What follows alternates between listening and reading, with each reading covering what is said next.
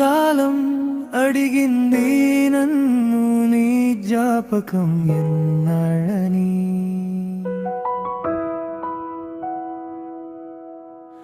గుండెలోతుల్లో దాచిన మౌనం నిన్ను చేరేది ఎప్పుడని.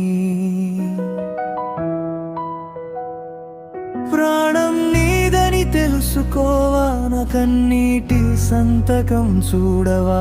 ఒక నిమిషం నిన్ను చూడకుంటే లోకమే ఆగిపోయినట్టుందే. నువ్వు లేని ఒంటరి పయనం ముగింపులేని కథలా ఉందే.